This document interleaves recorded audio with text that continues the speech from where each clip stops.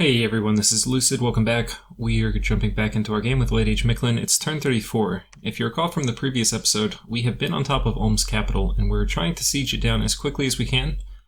I believed at the end of last turn that Ulm's capital would be sieged down to the point where we could jump in and have a big fight, but it does not appear that has happened. It's kind of the most important thing for this turn. Indeed, the fort held. If we look at the message for that, we see that we have started to destroy the fort at Ulm. The walls are severely damaged, but more time is required to break them down completely. So, because of that, that's going to change a lot of what I do. I was trying to I thought it would pop this turn, so I moved people to other forts so I could start sieging them down.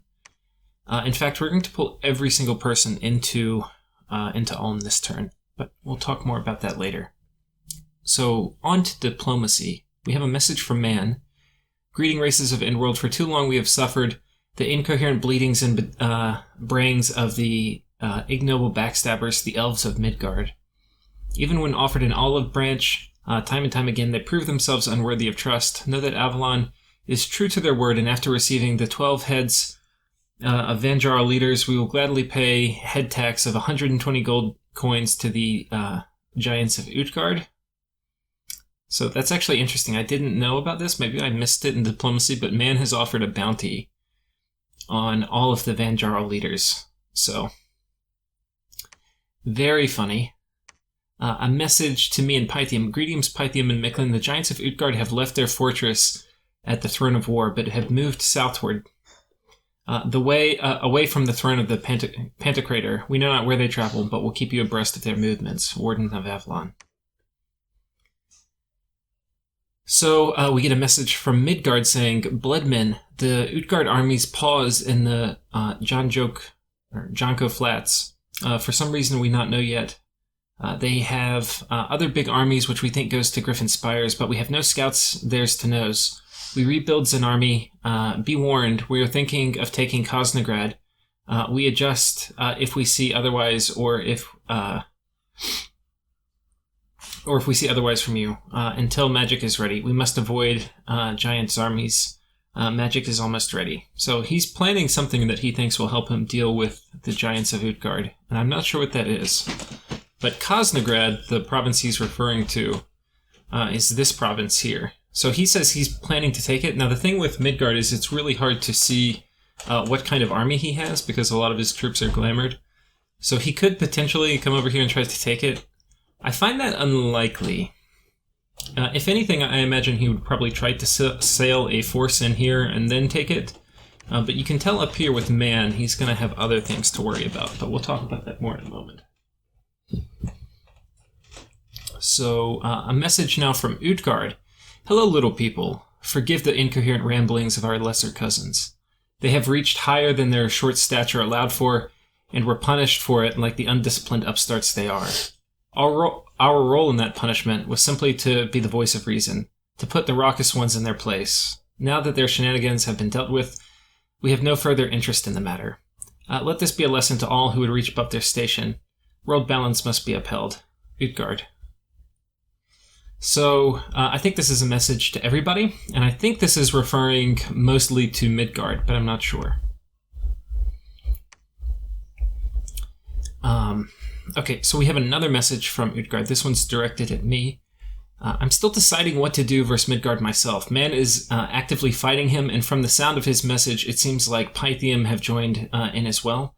I'm not sure if he has the strength to both fight off his attackers and go for a throne victory. Also, his remaining thrones are as far away from me as they can be, so taking those from me doesn't make sense. It would not be feasible except with a long and massive invasion. If you want to raid some of his water provinces or whatever, who am I to stop you? I make no claim to them. However, I still might want to claim the island just to have a buffer and some kind of presence in the sea. That's not going to happen, by the way. Given the state of Midgard's war now, I'm confident a single thug could do the job. Would you allow me to passage through one of your provinces? There will be no armies and no threats to Pythium's throne, and you can take it back right away. We'll happily pay for any PD I kill. Looking at the map now, it seems like Ctis has the potential to throne rush. he seems to be winning versus Pangea. He has the throne that used to be Pangea's on their border. He also borders one of Midgard's thrones, and Midgard is weaker now. He has whatever he has in his own lands, and he's in a good position to take the underwater throne between us. He's also taken the neighboring underwater province, plus he has lots of Holy Three guys to claim thrones. Okay, so that's actually interesting. So Ctis seems like it may be a bit of a problem. We'll go immediately after this before we go through the events, and we'll just look at Ctis. Plus, Ctis has Holy Threes. Anyway, he's currently the biggest throne grab threat. I need to reposition myself to be ready to act on that front. By the way, I don't have any other throne targets myself. With the weak thrones I do have, I need to reach very far to get a win. I have no Holy Three access. You have Holy Threes, though.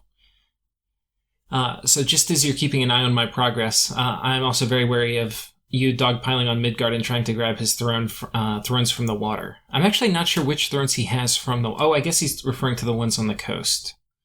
That's going to be very difficult. I don't have a big enough amphibious army to do that. As long as neither of us is making moves to grab these thrones, I see no reason to stop cooperating. Let me know if you're willing to let me take the islands. So let's take a look real quick at Ctis.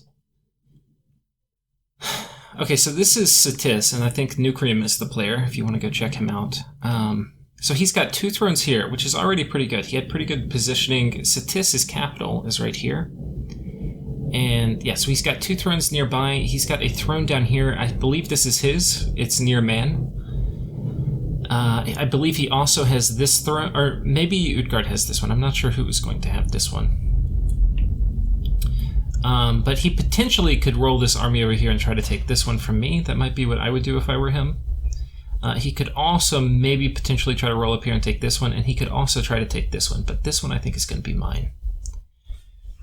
So, I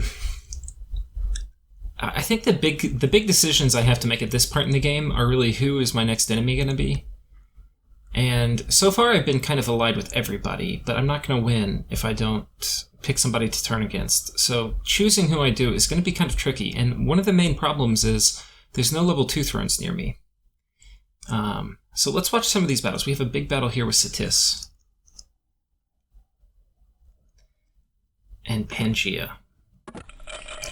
So this is basically the same army we've already seen from Ctis. It's a bunch of reborn who can summon skeletons, and then a reasonably large but somewhat scattered and disarrayed force from Pangea.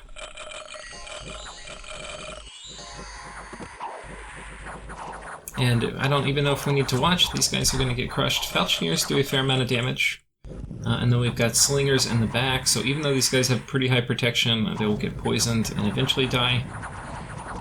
But this just does not look good. Now, if he had these guys on hold and attack and he got a lot of them ethereal, it may be different, but that is not the story we're talking about. Instead, it's really just kind of butchery. So, I mean, what could he have done? He could have done hold and attack, wooden warriors. You can see wooden warriors did not get cast. But that would take these guys' protection up to probably around 25, 26, probably 26. And then if they were ethereal, they would do much, much better. They would still struggle, though, with the poison. So you also, Pangea has nature mages, and he knows this is going to happen. So poison ward and things like that, you can drop those. But all in all, this is not very effective buffing. And you're going to need very effective buffing if you're bringing a few guys against a much larger army, and you want to have at least a hope. So I think we know how this goes. Well, let's see if they get his mage core at the back. It appears that we'll get a large amount of them. There goes a pan, and these guys are really expensive. They cost, I think they're about 350 or something. Okay, and so he passes. So here's the result of that battle. Ctis lost almost nothing, a little bit of chaff. Most of this was long dead that he lost. He did lose 35 Falchineers, but they're only 13 gold. Meanwhile, Pangea lost a lot of dudes, and then the guys who survived may have died in the retreat. So anyway, that is that. So it appears that Ctis is winning quite handily against Pangea now. We have taken a province from Ulm. Ulm has attacked us, I guess trying to get some things back. We won't even watch that. They did not. It was not sufficient to take it back from Jaguar Warriors. And then Midgard right here is attacking Utgard, just a small little raiding party. So in terms of events, we lose some population because everybody took misfortune, and I don't have any dominion out there. So anyway, bunch of bad events. We patrol a bunch of things down. But now we actually have to start thinking about what it is we're going to do. So at this point, I'm kind of looking at it and I'm saying, what could I do? We could go after Midgard's throne, which was kind of my plan last episode. The problem with this now is Man's army is moving in, and I have no idea what Midgard has, but potentially they could destroy each other. If they destroy each other, then it would make a lot of sense to come up here and take it. The problem with it is it's going to be 1, 2, 3, 4 moves to get there, 5 moves to break it, 6 moves to claim the throne. That's if I go this turn. So it would happen on turn 40. This is also a level 1 throne, so it's not really worth a huge, very risky investment where I'm going to piss off Man and Midgard. Because he only had... Okay, it could be the inner throne. So actually I don't know that.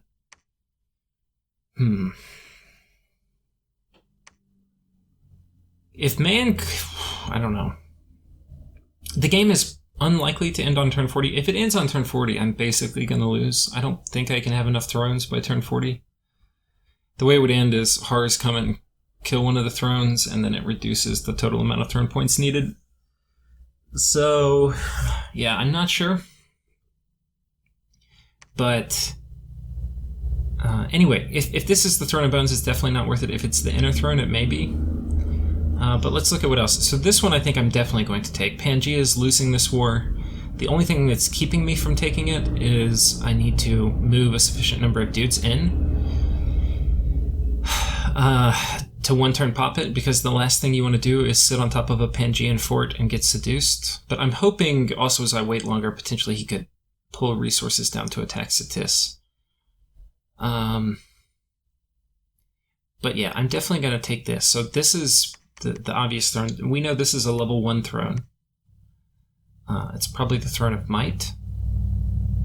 And if we look at it, I have 2 points, I think. I'm going to need 7 to win, but really my goal is 4. That way, if the Horrors come and they start taking thrones, if I defend mine and other people lose theirs, there's a decent chance I can win. What I'm left with over here are very, very, very slow and difficult thrones to take from Utgard. This would be like 5 movement, and then in the complete other direction, 5 movement to get both of these. But this one I do want. So, I'm not really sure. One possibility, I think I have to go for this one if I want to have a chance at winning. So it's possible that I fight Utgard here, but don't really make a strong move to take this. I'm not sure, but we'll see. This is an option. And I don't know how Utgard's going to react, and I don't know where this army's going to go. If this whole army comes down here, I think I can kill it if I have all of my stuff, but I'll probably take a fair amount of losses. It might not be that bad, actually. I think I would kill it pretty quickly. A ton of crossbows. If he doesn't have Storm, I'm basically going to kill it, because my flyers can all jump and kill all this big stuff at the back. And we're getting to the point now, I have Alteration 7 done. I don't know if that was last turn or this one. Yeah, it was last turn. So I'm going to be having mass protection in all my fights, and that's going to make these crossbowmen not quite as effective. I think... Yeah, okay, I can't do... I cannot do Arrowfend yet, which would be pretty important for this versus this, but anyway, I think this is going to be fine. I think it's fine. So I think this throne I definitely have to take. This throne I have to take. I don't really consider this going to war with Pangea. I think it will be kind of casually easy. He's just been so depleted fighting Ctis. And then I think that's it. I don't know what the underwater ones that... What was the under... Now Man or Utgard had sent... Okay, I think Utgard was talking about this throne that Ctis is going to take. Because there's no underwater thrones over here. So I'm not really sure what he's referring to. One of the interesting things I'll point out, while I don't think I have a very good chance of winning the game, I think if the game goes long enough, I would win. I think I'm probably the strongest economic power on kind of in the game right now. And I have a bunch of my critical research hit now. So I think if the game goes much longer, like if it goes to turn 50, I'm pretty sure I'm going to win. But if the thing I'm worried about is that the horror apocalypse will start, a horror will come and kill like this level 3 throne. And as soon as this is killed, I think the mechanic is whoever has 4 throne points would win. And Ctis will probably have that. So anyway, I have to get at least 4. So I think it's going to be this one and this one. And if I do that, then I'll have a decent shot at winning. Did we go through all the battles? We did. So a few things, we're just going to ping this. These guys are going to hang tight here on top of this fort, keep it locked down. I want to have this claim this mine so Midgard doesn't attack. While I had been wanting to start sieging this, and you can see I kind of moved these guys in with a little Divine Blessing mass protection action to start working this fort down. But given the fact that Ulm didn't pop, I have no idea what he's doing inside. He's been inside that fort for a long time. He could have summoned a bunch of stuff which are keeping the walls up. So we're going to just... And every turn matters at this point in the game, in terms of... Because I need this army to go claim thrones. So we are going to go right away. We're going to move everybody in. It's probably a little overkill, but we're moving everybody in. Everybody? Yeah, everybody. And so I think we're going to have a ton. I think what's our siege strength? 450 right now. And then this is 70, and this is 17, and this is 8. So yeah, it's going to be about 550, or a little less than that of siege strength. So that will hopefully push us through so we can take it. I don't think I'm going to need all these guys to actually take it. A lot of the Jaguars aren't going to do anything. They're just basically going to sit tight in the front. The things that I'm really going to need to take it are all of the flyers, and I have a lot of them, so I think we're in good shape. But you know, storming somebody's capital can always have some kind of unexpected outcomes, so we'll see. If I lose this army here, trying to storm his capital, I don't think I have a shot at winning. So anyway. So that is that. The final thing we have to talk about this turn is diplomacy. So we have a message going to Utgard saying, we don't mean to be obstinate, but those islands aren't connected to each other. So you would need to take several provinces of mine over quite a few turns. And what I'm referring to there is, like, he wants to attack both of these islands. Well, he can't get from one island to another. He has to go up here, attack, then run over here, and then attack. This just is not going to happen. You know, if he wants to take these, he needs to have some kind of teleport or cloud trapeze or flying.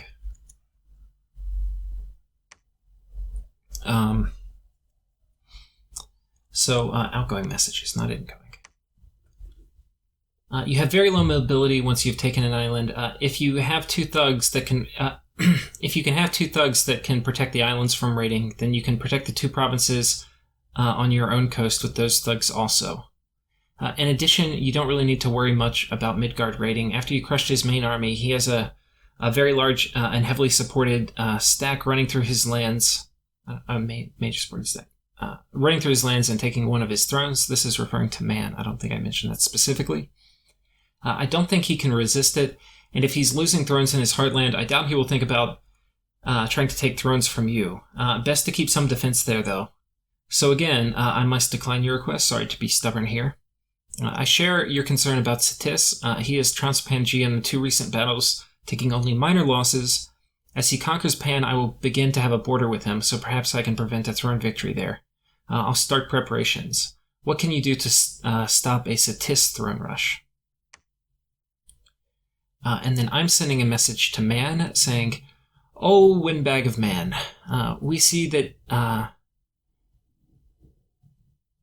we see that what was a mutually destructive war between Ctis and Pangea has become a much more one-sided war, and Ctis has been trouncing the horse people of Pangea.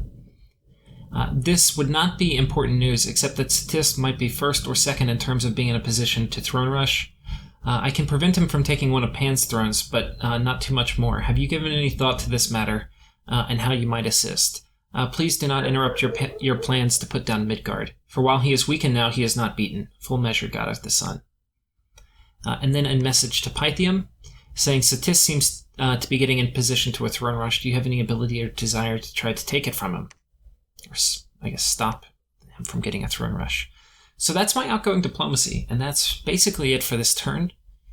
I think that the big decisions are who I go to war with and timing it. I think I'm going to time it so that I go to war and I claim the thrones right around turn 40. So I think it's not this turn. I do not believe I have a nap with Pangea, and I believe I only have a nap 1 or 2 with Utgard. Which actually I kind of need to go back through my turn files and check. I'm not totally sure what... I think if I look right after Sequani took over Utgard, I can figure out what nap I have. So I'll do that, and I'll be prepared for that in the next episode. But we are definitely going to prepare. I'm going to have over 100 Ocelotls here, and there's no way this army can kill 100 Ocelotls. So it should be, and nothing man has. So yeah, there's no thrones nearby, though. I mean, in theory, I could march some of them down and try to take this from Midgard. That would be just really dangerous, though. But possible. So anyway, thank you all for watching, and see you next time.